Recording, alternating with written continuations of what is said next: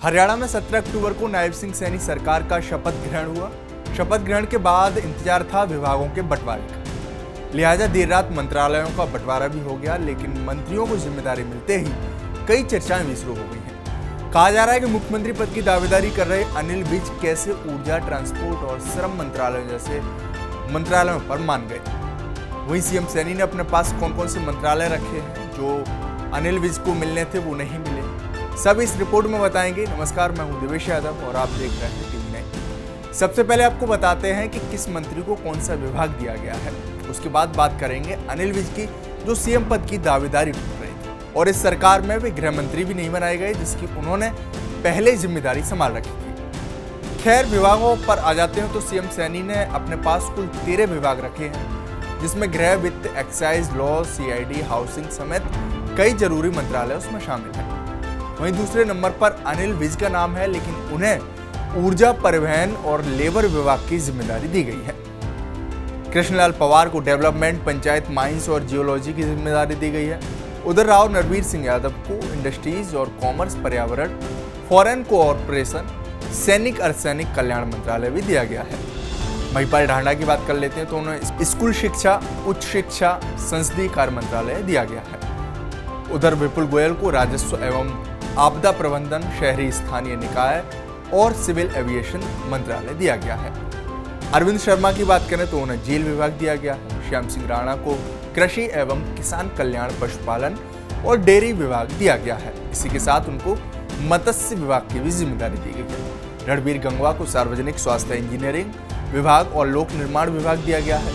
कृष्ण कुमार बेदी को सामाजिक न्याय, एम्पावरमेंट, हॉस्पिटैलिटी और आर्किटेक्चर जैसे विभाग दिए गए हैं। उधर श्रुति चौधरी को महिला एवं बाल विकास, सिंचाई और जल संसाधन विभाग सौंपा गया है। इसके अलावा आरती राव को स्वास्थ्य विभाग दिया गया है। तो राजेश नागर को खाद्य नागरिक आपूर्ति समेत कई विभाग दिए गए हैं जो स्वतंत्र प्रभार है। आखिरी में गौरव गौतम के बारे में बताएं तो उन्हें यूथ एम्पावरमेंट समेत एक और विभाग की जिम्मेदारी दी गई है जो स्वतंत्र प्रभार है। खैर, ये तो हमने आपको मंत्रियों के विभागों के बारे में बताया, लेकिन आइए अब बात करते हैं कि सीएम की दावेदारी कर रहे और गृह मंत्री रह चुके अनिल विज की, क्योंकि इस समय विज सबसे ज्यादा चर्चा में है। वजह है कि वे ऊर्जा, परिवहन और श्रम मंत्रालय से कैसे मान गए।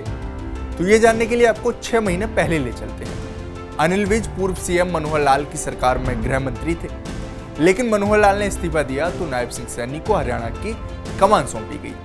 इसके बाद विज नाराज हो गए। कहा जाता है कि उनकी चाहती की वरिष्ठता के आधार पर उन्हें सीएम पद की जिम्मेदारी मिले, लेकिन बीजेपी हाईकमान ने ऐसा नहीं किया। इसके बाद विज ने विधायक दल की बैठक में भी हिस्सा नहीं लिया और सैनी कैबिनेट में शामिल भी नहीं हुए। समय गुजरा, लेकिन विज लगातार नाराज ही चल रहे थे। मनोहर लाल के हटने के बाद विज हमेशा ही सीएम बनने की बात करने लगे। गाय बगाए उन्होंने कई बार इसका जिक्र भी किया। हाल ही में चुनाव से पहले तक उन्होंने सीएम पद की दावेदारी पेश की थी। हालांकि बाद में सीएम पद को लेकर जब उनसे पूछा गया तो उन्होंने कहा कि उन्हें चौकीदार भी बना देंगे, तब भी वे अच्छा काम करेंगे। ऐसे में सवाल यही कि ऐसा क्या हुआ कि अनिल विज मान गए। तो अब तक की जो खबरें हैं उसके मुताबिक विज को जो विभाग मिले हैं उससे वे खुश हैं। जिम्मेदारी मिलते ही उन्होंने काम भी शुरू कर दिया है और एक्शन में दिखाई दे रहे हैं। उन्होंने बिजली विभाग से लेकर परिवहन तक की जिम्मेदारी ली है और काम शुरू कर दिया है। लेकिन फिर वही सवाल कि ये सब हुआ कैसे। तो ऐसा कहा जा रहा है कि अनिल विज हो या और कोई नेता, हाईकमान किसी के प्रेशर में काम नहीं करना चाहता। लिहाजा कहा जा रहा है कि हाईकमान की ओर से जिसे जो जिम्मेदारी दी जा रही है वो उसका पालन करे, और यही वजह मानी जा रही है कि अनिल विज को जो दिया गया है वो उसी में खुश है और किसी दूसरे मंत्रालय की कोशिश नहीं कर रहे हैं कि उन्हें वो मिल जाए। आपकी इस रिपोर्ट पर क्या राय है? आपको क्या लगता है अनिल विज किन शर्तों पर माने हैं?